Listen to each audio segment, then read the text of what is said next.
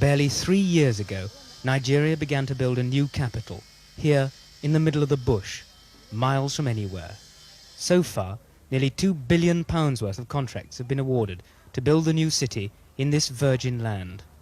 A sparse, barely inhabited area in the geographical middle of the country, it had scarcely seen a bicycle, let alone a bulldozer, until the construction companies moved in.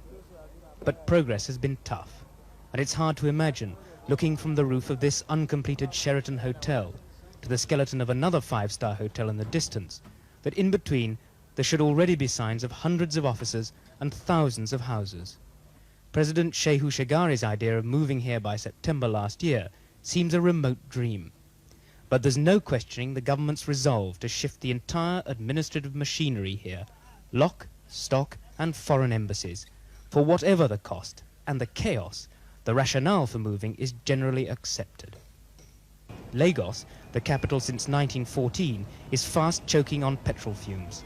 Despite the billions spent on flyovers and new roads, it cannot cope with the immense urban migration. Thousands of kilometers of roads were needed to join Abuja with the rest of the federation. Thousands of houses and flats are necessary for the civil servants from the 15 ministries which will all move their headquarters to Abuja. But Nigeria wanted more than a functional capital. It wanted a spectacular capital. This will be the presidential palace. Complete with underground bunker, it will cost anything up to £150 million by the time it's completed. Getting paid has become a real problem. The contractor's going ahead, we are getting paid, but we're not getting paid as much as we should get paid.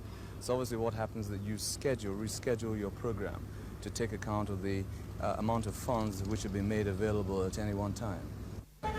The same applies to the small man. This man has been waiting 5 months for any money, and he makes 3 or 4 trips a month from Lagos to try and get his cash.